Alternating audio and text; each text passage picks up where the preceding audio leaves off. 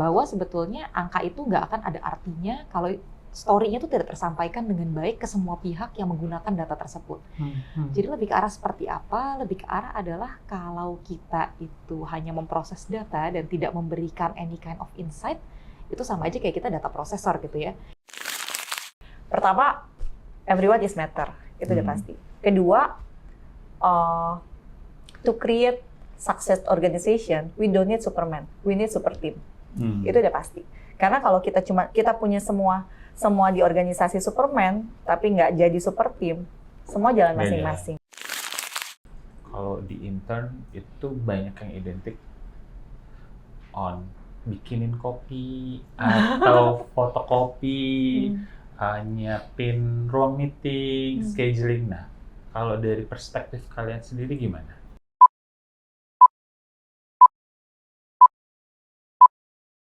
Halo teman-teman, selamat datang.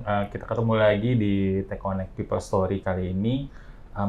Kebetulan memang saya lagi dapet tamu cantik-cantik terus nih dari episode sebelumnya, karena memang kita juga mau menyambut International Women's Day. Kita mau meng-highlight peranan perempuan di industri, di pekerjaan, karena perempuan juga punya peranan penting nggak cuma di rumah, tapi di kerjaan juga. Nah, kita juga pengen dengar dari dua kakak cantik.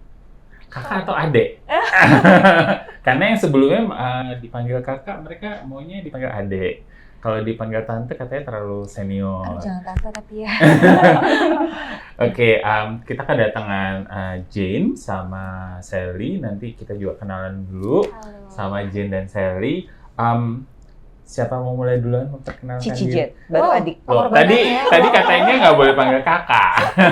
Baru adik katanya, maunya dia adik, aku kakak. Oke. Sudah apa-apa. Pembohongan publik. Silakan Jane, mungkin bisa menyapa teman-teman, perkenalkan dirimu, kerja di bagian apa dan segala macam. Oke, halo teman-teman semua. Nama aku Jane. Aku bekerja di Nanovest di bagian finance.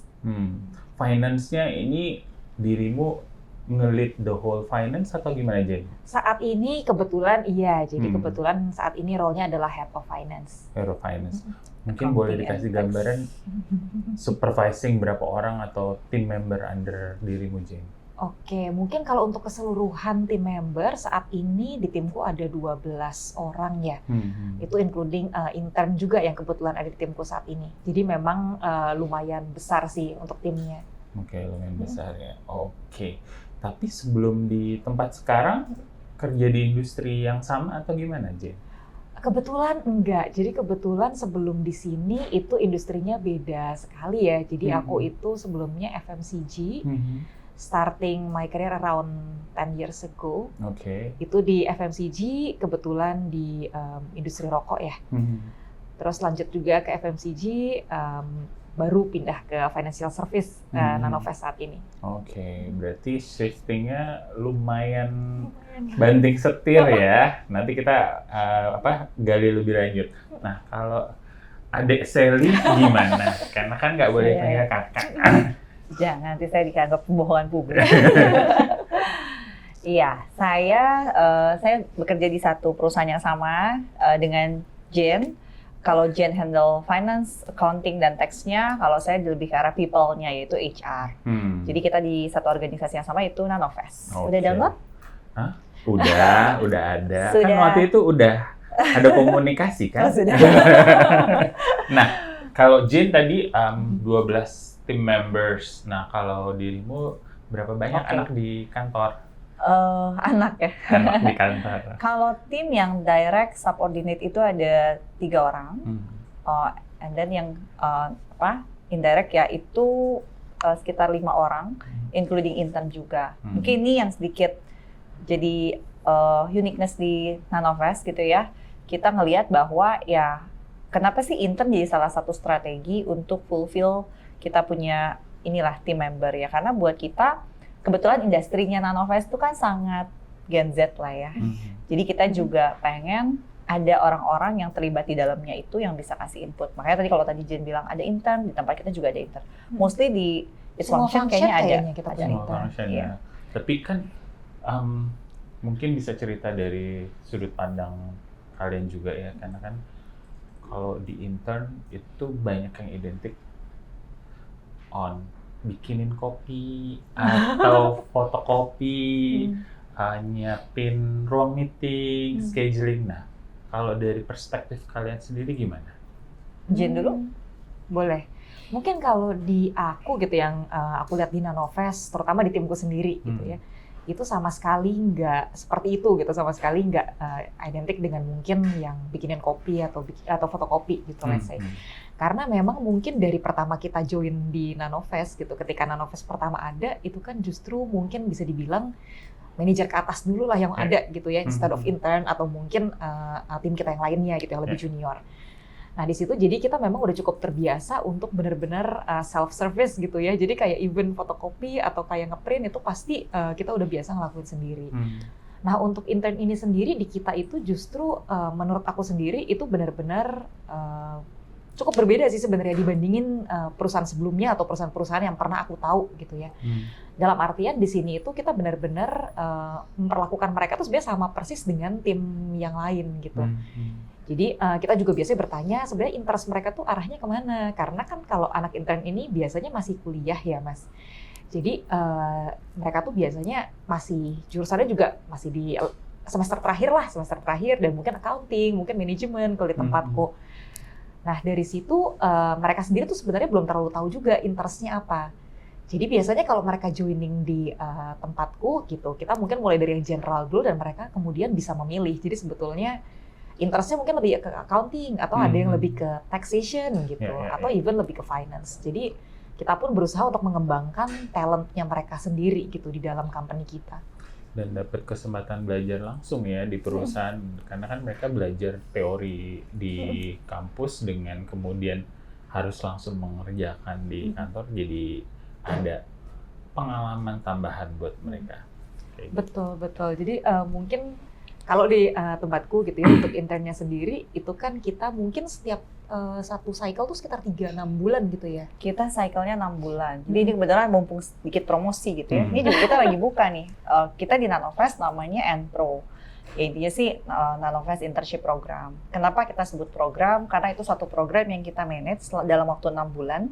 Dan dalam 6 bulan itu kita buat satu onboarding, preparation yang ya full package lah ya, dari mulai mereka kita kasih ID card, udah gitu laptop preparationnya juga mereka kita siapin, and then mereka kita onboard well dengan company profile.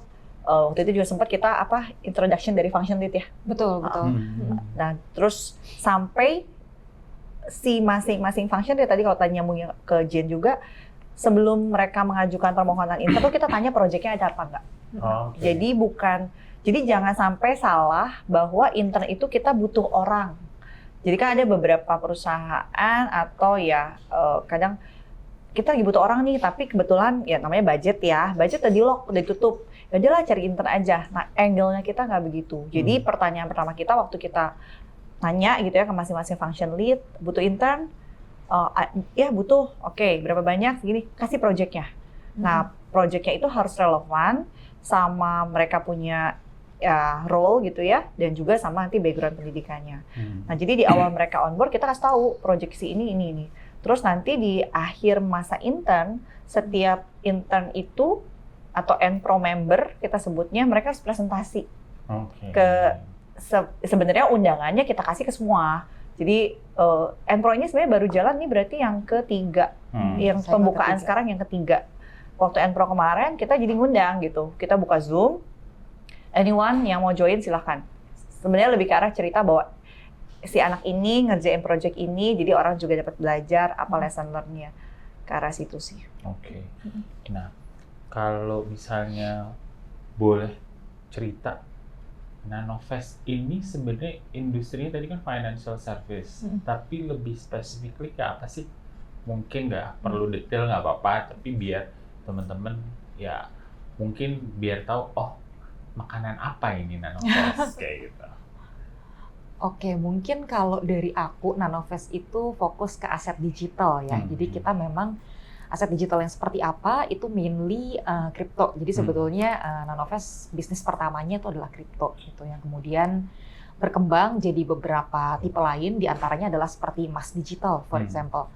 Jadi memang kita fokus terhadap aset-aset digital dan investasi dengan nilai yang sekecil-kecilnya gitu. Karena memang tujuan dari Nanovest itu sendiri adalah mengencourage generasi-generasi muda gitu lah, generasi-generasi muda itu untuk mencoba berinvestasi gitu. Karena memang mungkin pada awalnya gitu ya, ketika kita ngelihat kripto, sama aku pun juga begitu di 2021 lalu gitu ya. Kita kan mungkin taunya Bitcoin gitu, yang mana harganya satu Bitcoin itu mungkin 1 miliaran. Yang mana orang pasti ngeliat nggak gitu tangible nih buat kita ngelakuin pembelian, apalagi anak kuliah, baru kerja gitu. Jadi memang sengaja dibuat oleh Nanovest, minimum pembeliannya itu hanya 5.000 aja gitu.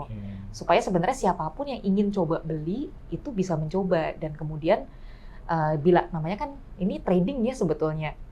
Sehingga trading itu kan mungkin profit, mungkin loss, tapi dengan 5.000 kan harusnya impact-nya tidak seluas kalau kita belinya 1 Bitcoin gitu, for example. Makanya visinya Nanovest adalah sambil ngetes. Gitu ya. Sambil ngetes dikit. Kita punya visi waktu awal, saya join kebetulan tahun 2022 Februari. Jadi saya bisa dibilang day 2 timnya Nanovest. Bukan day 1 timnya. Ini mau masuk tahun ketiga ya? Iya, betul, masuk tahun ketiga. Jen Day 1 apa nih? Day 1 tim ya? Kalau saya Day 2 timnya. Jadi waktu saya join, CEO dan CEO level kita juga ya sama gitu. Jadi waktu itu belum ada HR-nya. First thing first yang mereka lakukan adalah kita create culture yuk gitu. Nah, untuk bikin culture itu kan awalnya harus dari visi misi ya. Dan itu juga akhirnya menjawab pertanyaan semua ya kita apalagi yang di within the organization ya. Visi kita waktu itu clear, to become trustworthy investment platform that accessible with all societal level lah gitu. Jadi maksudnya tuh yang tadi Jen udah jelasin gitu, kita masuknya nggak cuma di level-level tertentu. Fun fact-nya, Nanovest itu berdiri waktu COVID. Itu fun fact-nya. Betul. Interesting-nya apa? Saat itu kan kalau masih ingat ya, zaman-zaman orang sorry gitu kalau ini layoff segala macam ya. And then mungkin kalau nggak layoff pun orang uncertain sama mereka punya role, sama mereka punya job condition gitu. Dan waktu itu transaksi orang tuh jadi trader, trader antara jadi chef dadakan gitu kan, semua pada bikin kue, jualan iya, makanan, atau jadi trader dadakan. Semua langsung main ya. Mungkin beberapa orang ada yang masih digaji tapi mereka nggak tahu mau ngapain, ya udahlah supaya tetap produktif ya di situ. Nanovest masuk tuh di masa itu. Dan kita melihat bahwa dengan kejadian COVID ini impact-nya tuh di all level gitu ya, nggak cuma di level tertentu. Nah, fokusnya Nanovest adalah bahwa produk ini jangan cuma ditujukan untuk satu segmen atau satu layer aja. Kita to all society level harus bisa. Dan itu tercermin dari produk Nanovest. Gimana caranya supaya user friendly itu menjadi sesuatu hal yang penting lah, karena kebayang gitu ya. Dan tadi kan apa yang mau dicapai mimpinya adalah trustworthy ya. Betul, trustworthy. Makanya tadi Jen juga bilang mulai dari 5.000, let's say lah. Siapa sih yang transaksi 5.000? Ya kalau kita lihat dari demografi kan berarti yang punya dananya cukup terbatas. Nah, yang punya dana cukup terbatas ini mungkin yang bisa dua nih segmennya, yang tidak paham kripto, tidak paham investasi sehingga mereka belum willing untuk spend, atau ya memang keterbatasan dana. Keterbatasan dana kan biasanya relate dengan wawasan dan lain sebagainya. Tapi kripto Nanovest ini hadir dalam konteks ya kita mau mencoba memprovide semua itu. Makanya dari sisi product journey dan segala macam itu kita harapannya gitu ya. Ya betul-betul project journey-nya itu untuk kita bisa mereka bisa akses untuk semua orang, nggak hanya untuk beberapa orang tertentu. Oke, menarik.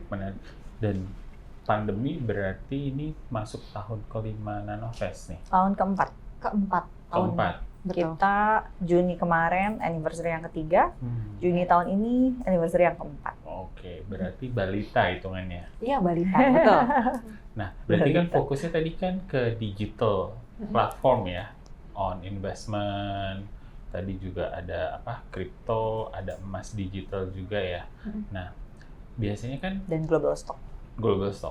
Nah, biasanya kan yang tampil dan selalu ter-acknowledge adalah orang-orang entah itu R&D-nya, production, operations, sama biasanya tim apa nih yang biasanya selalu paling tampil, sementara kalian adalah supporting role yang biasanya di belakang layar nih, yang mungkin finance, kadang-kadang orang punya mindset adalah kita butuh lebih agresif, we need to spend more, tapi pasti kalau finance biasanya adalah harus diperhatikan sisi ini.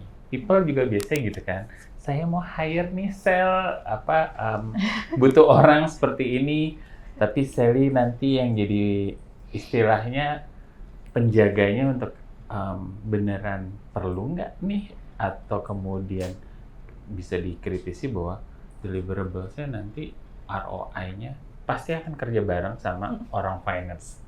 Nah, ini kan ada perspektif, dan dalam arti bahwa orang yang di supporting role sama yang di depan layar yang lebih terlihat, kalian sendiri dinamika gimana di organisasi yang masih balita ini?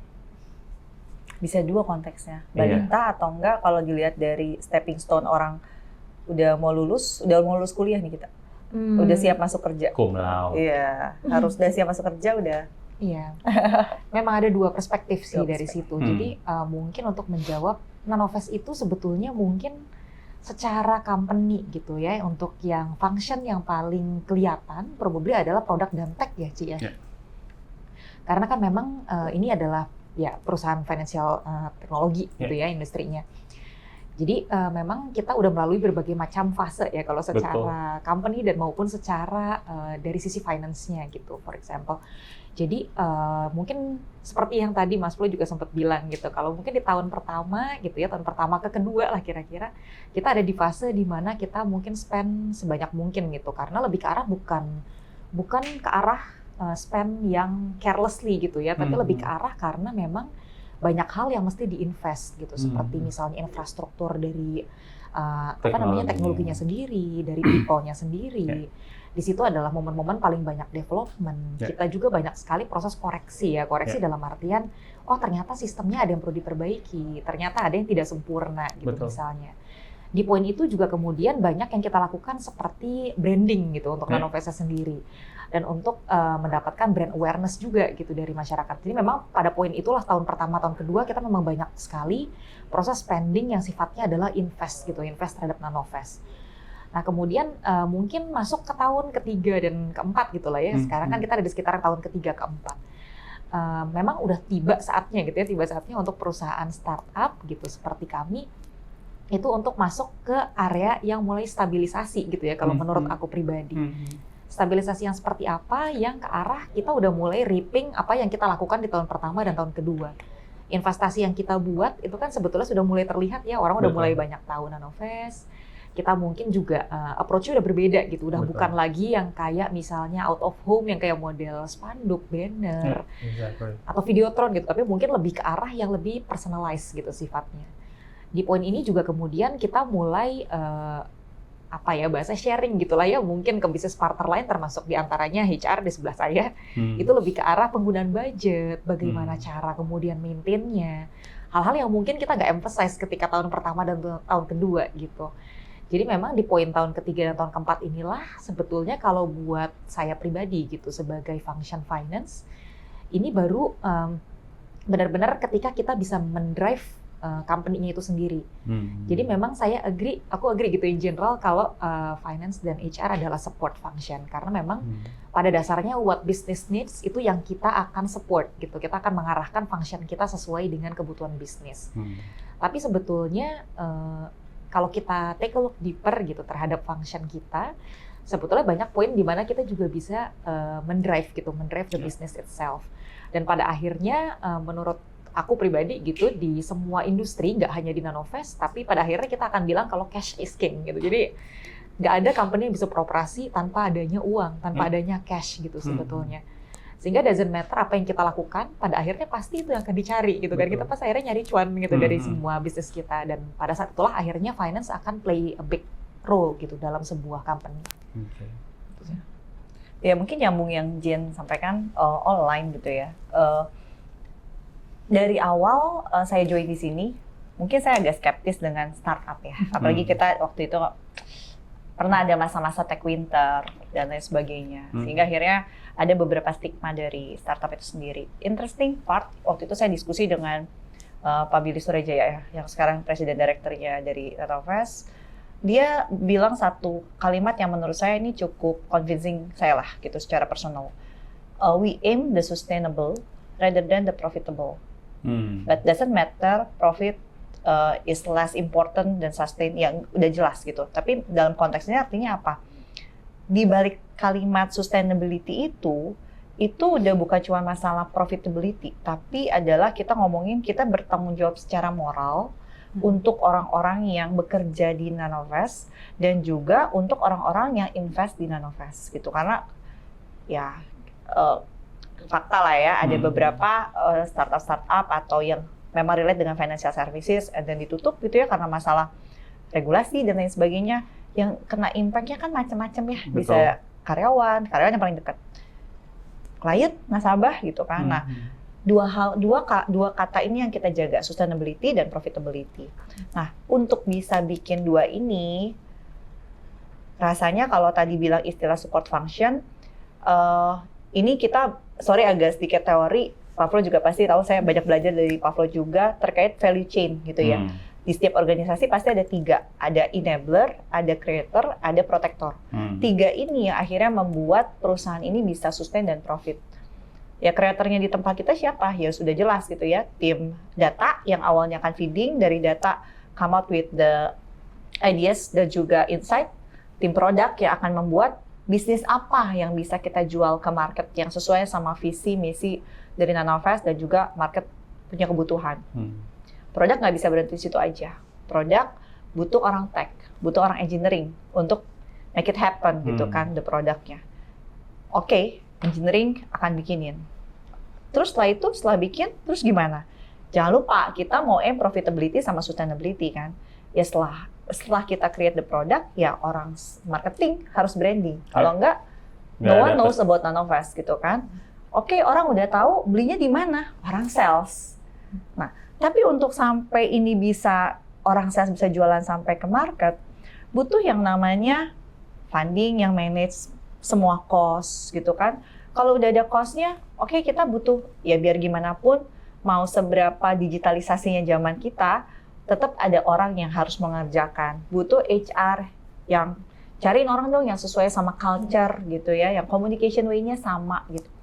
Oke, terus setelah itu butuh apa lagi? Jangan lupa, kita pengen jadi trustworthy platform. Ya. Butuh orang legal lah, gitu ya. Butuh orang legal yang menjamin. Jadi rambu-rambunya ya. Regulasinya sesuai gitu. Oke, dia menjadi value protector kita. Terus untuk nanti kalau misalnya nasabah udah join, siapa yang ngejagain nasabah ini? Siapa yang ngejagain supaya aplikasi Nanovest juga punya good brand image, nasabah juga satisfied gitu ya? Ya ada orang customer experience yang ngejagain. Nah jadi semua ini, semua function yang ada di setiap value, at the end punya peran yang kritikal. Sampai akhirnya kita bisa aiming sustainability and profitability. Jadi kalau saya sih mengutip bahasanya, saya nggak tahu ini quotes dari siapa, tapi kebenaran saya kemarin baru dengar. Pertama, everyone is matter, itu udah pasti. Kedua, to create success organization, we don't need Superman, we need super team. Itu udah pasti. Karena kalau kita punya semua di organisasi Superman, tapi nggak jadi super team, semua jalan masing-masing gitu. Jadi ya akhirnya kita butuh super team. Nah super team inilah yang saya bilang support function, membackup yang value creator. Value creator juga harus sync sama kita karena buat ngejaga gitu ya. Begitu juga dengan value protector, begitu sih. Oke. Nah, tadi kan Jane sempat mention juga tentang bahwa your role, walaupun mungkin mindset-nya adalah support baik finance maupun HR, juga bilang bahwa you could drive the business, which is yang sebenarnya sekarang adalah ekspektasi semua orang untuk whatever role you're in, kalian harus atau kita di-expect untuk jadi strategic partner. The way Sally menjelaskan secara teori dan apa yang dijalankan seperti itu. Nah, kalau dari finance sendiri gimana nih Jane untuk you step up to a more strategic partner tadi kan Sally udah brashly on perspektif HR nih, dia untuk mengerti tentang visinya leadernya, kemudian di cascade down ke semua role-role itu. From your perspective gimana, Jane? Oke, jadi mungkin sebenarnya mungkin kind of similar gitu ya. Ada bagian yang kita lumayan similar dalam artian sebetulnya kan kalau di finance gitu mungkin yang orang tahu lebih ke arah kita itu mengatur angka gitu, number crunching lah ya. Jadi misalnya bank statement atau laporan bulanan, laporan tahunan, and so on.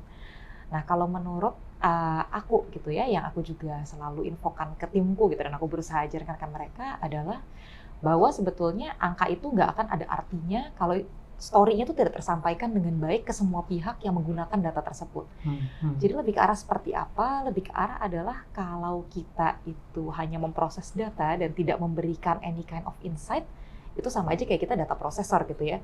Maksudnya dalam artian dari sistem juga sebetulnya bisa-bisa aja, nggak perlu hire manusia gitu ya, apalagi tim yang jumlahnya banyak gitu. Justru kita itu ada di situ sebetulnya adalah supaya kita itu bisa memberikan insight nggak hanya ke manajemen, tapi juga ke semua bisnis partner kita gitu. Data yang seperti apa kira-kira? Nah misalnya, karena kita kan melihat semua end-to-end nih Pak. Jadi kita melihat end-to-end dalam artian kita ngumpulin data nggak cuma dari sales setiap bulannya, kita juga melihat bagaimana spending-nya, kita juga melihat bagaimana masing-masing function itu memanage budget masing-masing. Nah dari situ kemudian kita juga bisa melihat hal-hal seperti pricing gitu. Jadi dari tim produk pasti akan membuat suatu produk yang paling baik menurut apa yang waktu di planning itu terjadi gitu. Tapi kadang-kadang in reality-nya mungkin nggak exactly seperti ketika planning itu kita buat gitu di kan. awal ya, prediksinya bisa miss juga ya. Betul. Nah banyak juga mungkin nggak exactly miss, tapi mungkin juga setelah di-compare dengan data kompetitor atau misalnya respon dari customer kita gitu, itu kemudian menghasilkan data yang berbeda gitu. Di sini juga kita mungkin melakukan hal-hal seperti promotional activity misalnya. Dari marketing pasti kan melakukan activity-activity seperti apa sih nih marketingnya. Atau dari sales misalnya yang memberikan reward gitu, let's say terhadap beberapa klien. Nah dari situ kan kemudian partnya finance itu kita juga nggak hanya menerima data misalnya kayak oke Jen, kita berarti mau doing promotion sekian ya gitu, tapi nggak seperti itu gitu, tapi lebih ke arah Jen boleh coba ini nggak, boleh coba liatin gitu kan. Menurut kamu itu sebetulnya best-nya seperti apa ya programnya? Menurut kamu best-nya itu seperti apa ya? Berapa banyak sih yang kita bisa kasih? Berapa banyak sih spending-nya sudah kita lakukan?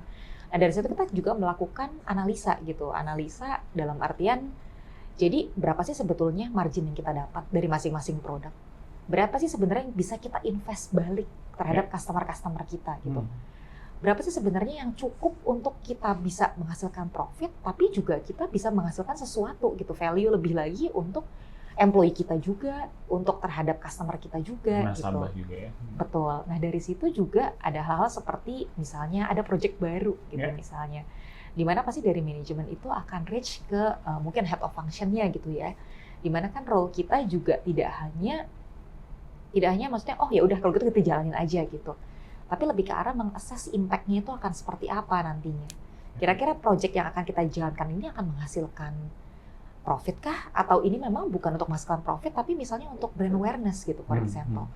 Jadi lebih ke arah memberikan feedback gitu yang sesuai dengan teritori dan area yang kita sama-sama jaga gitu ya. Dan bukan memberitahukan juga, tapi lebih ke arah memberikan analisa gitu, memberikan analisa mendalam terhadap ide-ide yang jumlahnya banyak sekali ini gitu ya, dari business partner ataupun dari manajemen, itu eksekusinya nanti akan seperti apa di kacamata kita masing-masing gitu. Anyway, that happened to me as well. HR-nya di-assess sama dia. Cici, ini budget engagement, coba ceritain dulu. Betul, jadi memang kita juga trying to understand gitu lah ya sebetulnya story-nya, karena balik lagi, number is just number gitu, kayak kita bisa selalu melihat tahun lalu kenapa lu bisa sekian tapi tahun ini lu naik 50% gitu misalnya. Atau kebalikan, tahun ini kenapa gede, sekarang kecil gedein? Nggak mungkin, kalau itu nggak mungkin. Nggak mempertanyakan kalau kecil. Kayaknya ada pertikaian rumah tangga yang dibawa kemari. Iya, sebagai yang punya budget dan yang di-cut budget. Tiap bulan tuh HR itu dikasih rapot. Ayo, Cici meeting. Ya, budget penggunaan, function ini. Tapi kan kembali lagi, tadi mau super team. Betul. Ya kan, mau Supaya super team, mencapai sustainability dia profit profitable. dan sustain Betul. ya kan, sehingga give back ke employee sama customer.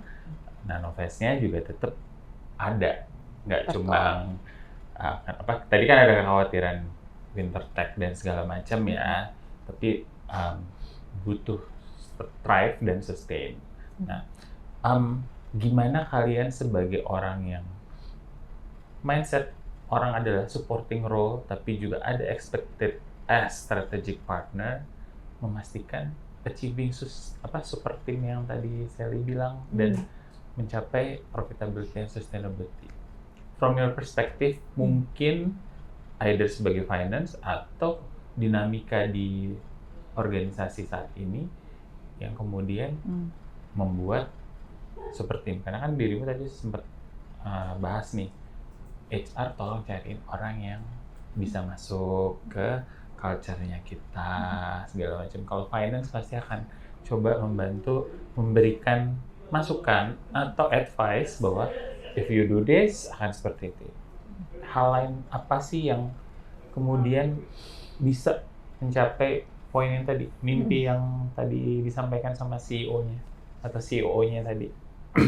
Mungkin bukan mungkin ya. Ini yang saya terapkan juga ke tim. Jadi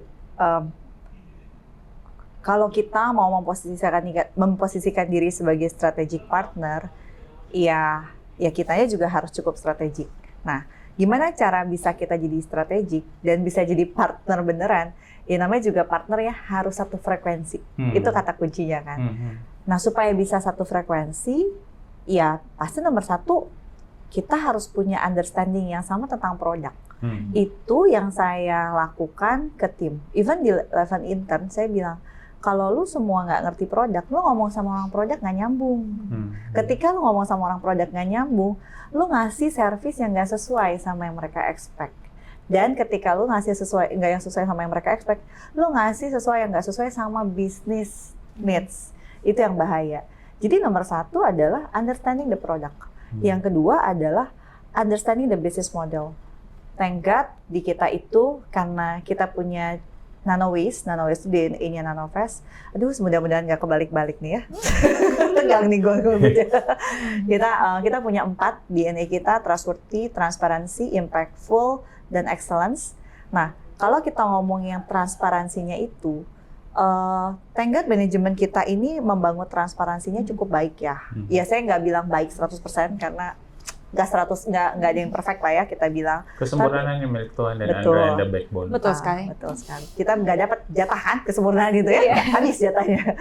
Nah jadi yang tadi ya salah satunya adalah kita punya paling gampang ya, kita punya namanya weekly business review.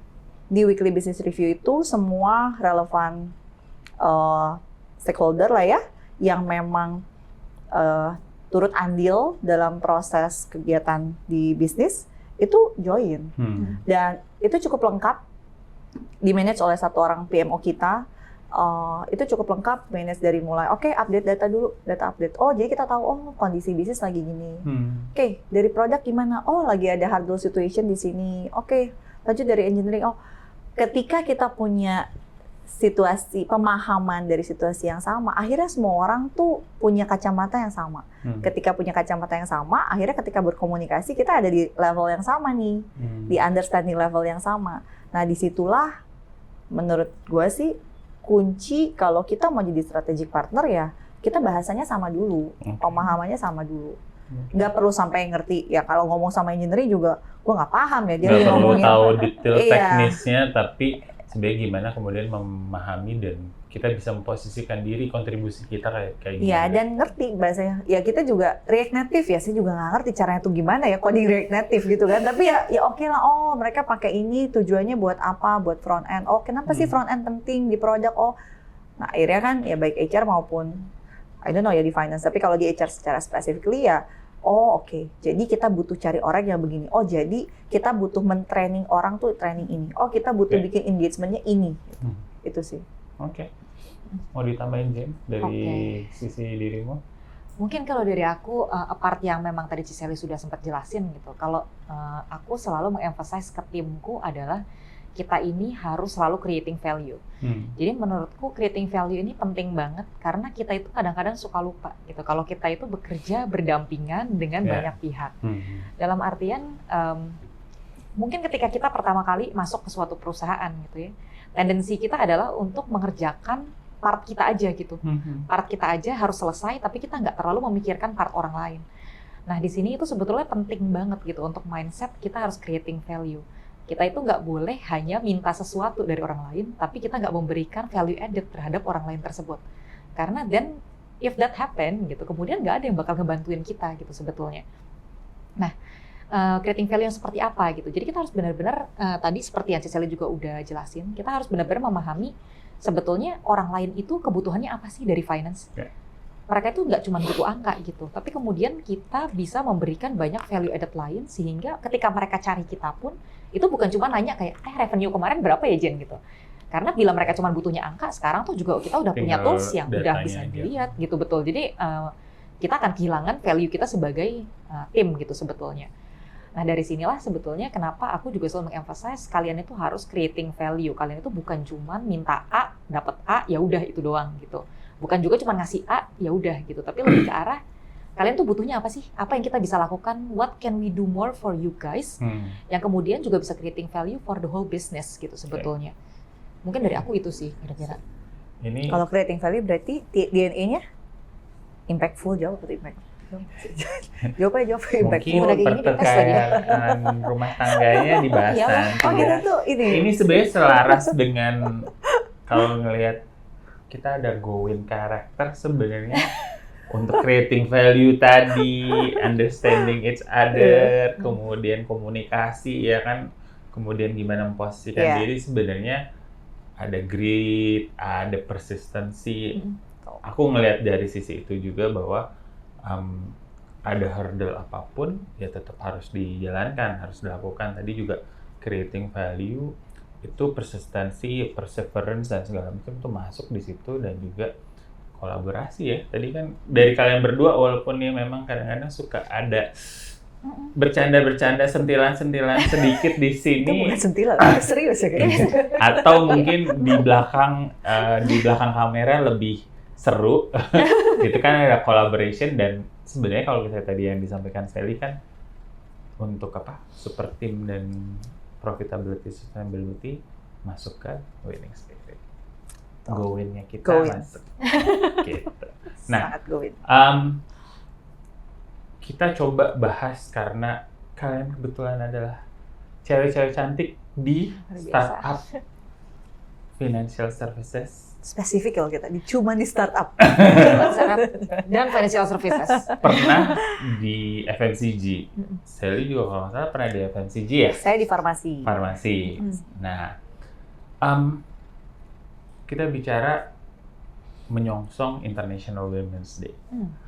Women support women, atau dulu pasti kita ada glass ceiling syndrome ya, misalnya cewek susah nih untuk di posisi paling tinggi. Sementara dirimu head of finance, dirimu ibunya HR. Nah, pasti kan ada tantangan nih di kerjaan sama personal. Kalau aku tahu, Sally masih kadang-kadang suka cerita, misalnya tantangan dia dengan, let's say, personal. Agak tegang nih Nah, kalau kalian sendiri gimana nih untuk kalian punya peranan harus deliver tadi, ekspektasinya tinggi. Maksudnya dengan tadi perspektifnya bahwa orang bisa ngeliat dua seperti yang mereka sampaikan, antara masih bayi atau udah lulus kuliah, berarti ilmunya udah cukup. You need to step up and then you need to deliver di kerjaan maupun di rumah.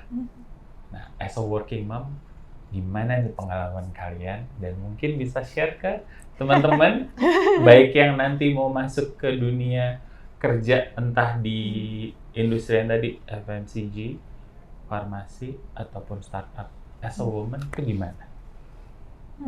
Ini pertanyaannya lumayan berat ya, makin lama. Enggak kok, saya nggak pernah ngasih pertanyaan berat.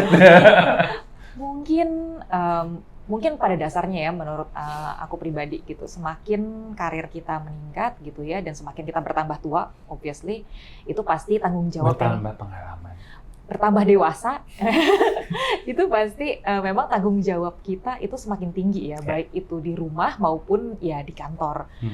Nah, untuk yang di kantor gitu ya, atau baik itu di rumah juga, lebih ke arah kalau buat aku adalah kita itu nggak pernah boleh stop belajar. The point ketika kita itu berhenti belajar, itu might as well sebenarnya kita udah nggak hidup lagi gitu sebetulnya. Belajar ini bisa apapun ya, nggak semerta-merta hanya belajar di sekolah atau belajar di kuliah, tapi lebih ke arah yang kita lakukan dalam sehari-hari kita itu sebetulnya, again, masih menambah value nggak sih untuk diri kita sendiri dan bagi orang lain gitu. Nah, di poin itu sebetulnya kalau aku juga masih berusaha mengakses gitu ya, mengakses diriku sendiri, apakah misalnya di rumah gitu, aku masih bisa creating value atau enggak gitu. Karena memang ya tetap aja ada di rumah ada yang mesti aku jaga juga gitu ya, ada suami dan anak-anak berbuluku yang ada 11 ekor. Banyak ya? Lumayan. Anak berbulu ya, tolong Anak dicatat. berbulu apa yang Nanti saya mungkin dia bisa bikin usaha anabul guys. bisa. Mungkin nanti kalau udah nggak berkarir di sini, aku bisa berkarir di bidang penitipan hewan ya. Iya, salon atau grooming grooming dan segala macam. Bisa juga, itu mungkin resort terakhirku sih. Jadi memang mungkin memang berbeda gitu ya, nggak exactly mungkin seperti Ciseli gitu yang memang ada anak juga di rumah dia gitu. suka sekolah. Kalau tadi kamu bilang belajar, dia nanti Dia kita bisa suka bahas banget dia sih. lagi sekolah kan. Iya. Nah memang ada part yang kita harus continuously learning gitu ya, baik itu again sekolah ataupun mungkin mengambil sertifikasi, training.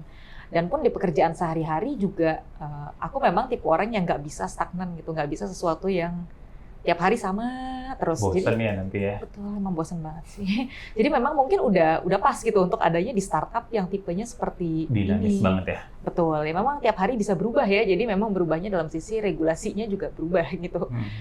Jadi memang pada dasarnya sih aku yakin gitu ya, bukan cuma perempuan tapi mungkin semua orang gitu ya punya hal yang mereka juggling gitu ya antara kehidupan pribadi dengan kehidupan profesional gitu.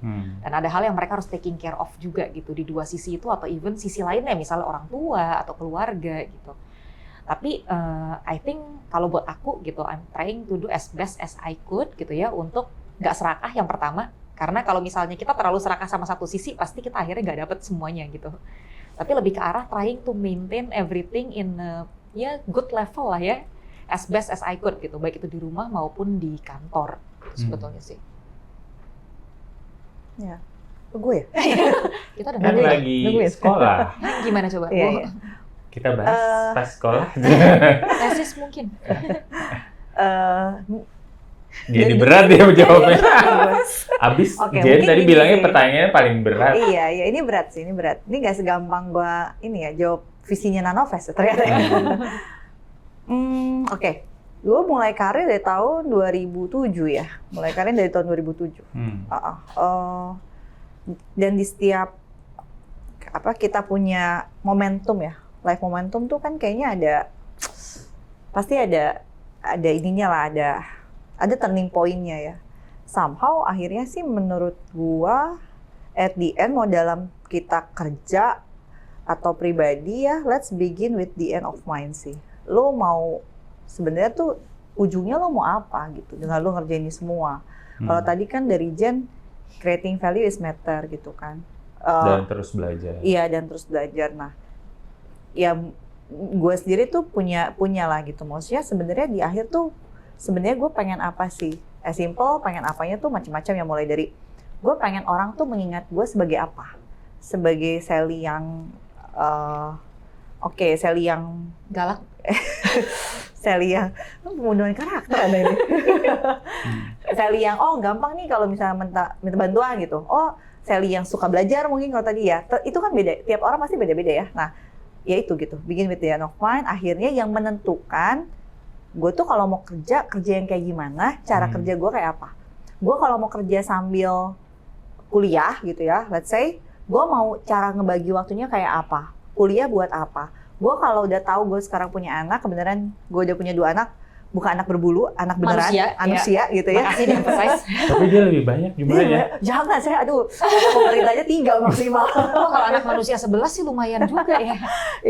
Iya, itu gitu. Ketika saya komit, saya udah punya anak, tapi saya komit sama suami bahwa saya pengen tetap jadi ibu gitu ya, pengen tetap jadi istri gitu ya, tapi juga iya dong, masa mau nggak jadi istri? ya kan ngeri juga gitu, tapi masih pengen tetap. Bentar lagi curhat nih.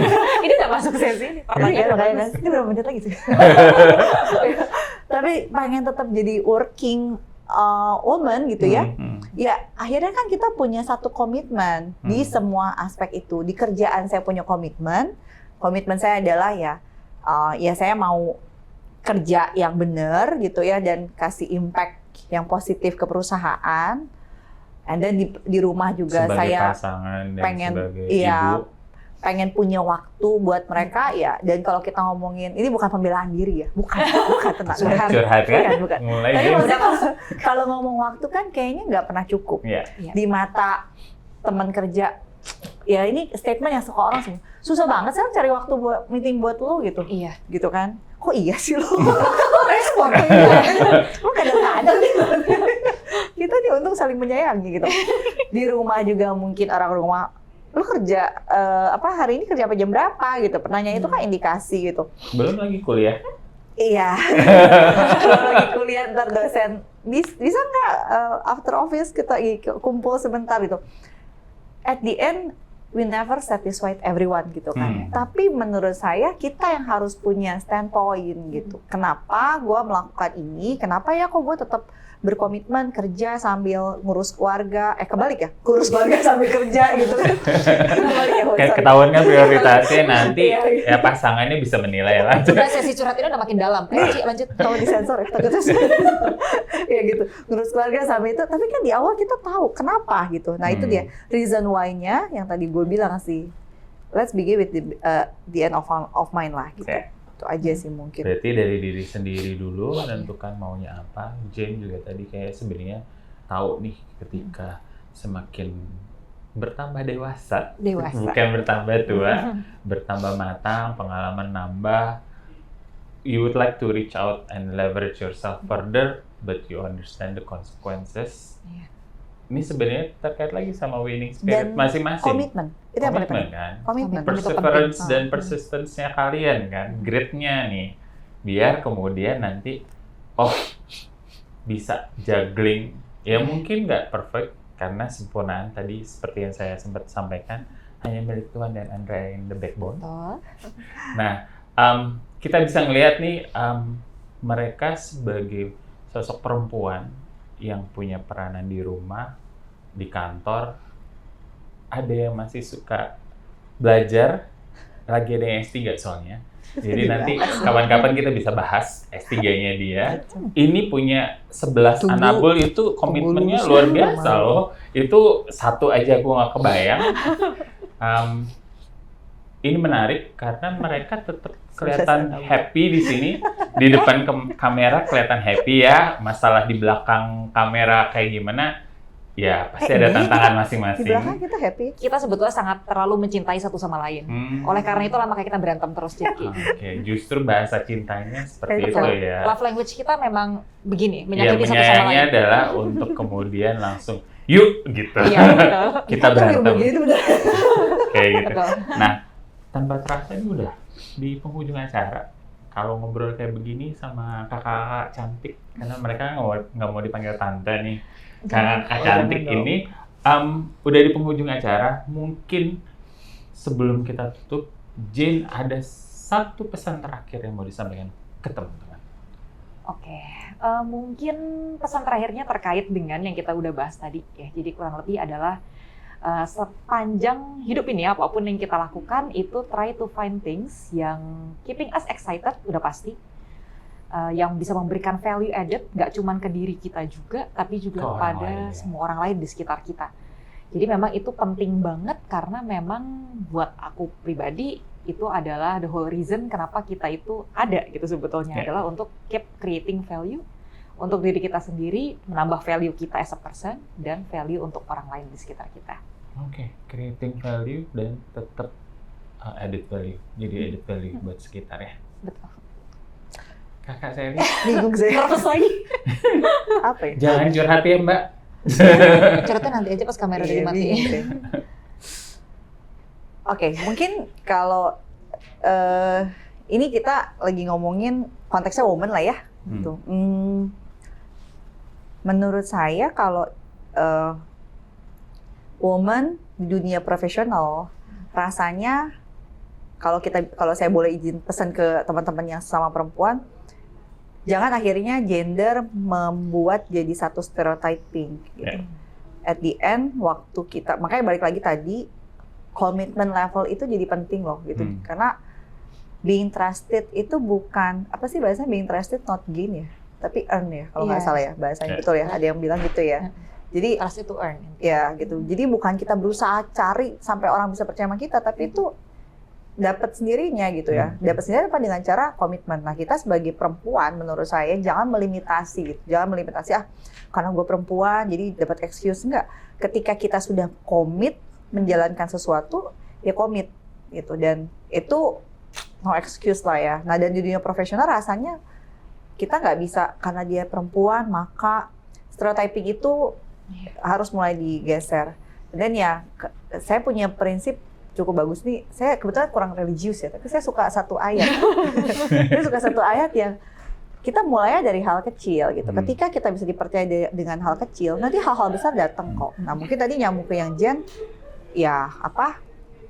Magnitude impact dari yang kita lakukan juga akan berdampak ke orang lain kan. Dan kalau kita ngomongin karir gitu ya, kalau kita mau ada di level tertentu atau apa, ya mulai dari hal kecil dulu. Ketika lu hal kecil aja bisa dipercaya, bisa komit, deliver segala macam, pelan-pelan kan dapat hal yang lebih besar, dan itu akhirnya ya dapat lah kita dan mau. Makin terpacu ya, makin semangat untuk terus memberikan yang terbaik.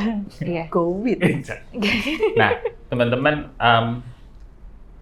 sebagai perempuan mereka merayakan keberhasilan juga ya, tentunya nggak mudah, tantangannya ada. Mereka udah menyampaikan juga tadi, mudah-mudahan dari apa yang sudah disampaikan Jen dan Sally juga sebenarnya harus tahu nih dari diri sendiri maunya apa dan gimana creating value, nggak cuma buat diri sendiri tapi buat sekitar, dengan komitmen yang tadi ya, komitmen peranan mereka yang nggak cuma di profesional tapi juga di personal parts. Jadi dengan kemudian tadi punya komitmen, saling berkolaborasi, punya persistency, perseverance, winning spirit, dan akhirnya mereka ada di sini, di posisi mereka ibunya finance dan ibunya HR. Role yang tadinya dianggap supporting role ternyata memang strategic partner, dan it's becoming your challenges ya. So, semoga sesi kali ini inspirasi teman-teman bahwa regardless your gender, regardless your situation, as long as you're committed, you know what you want, and then focus, and then you could deliver. So let's say goodbye to the audience. Thank you for your time. See you in the next episode. Bye-bye.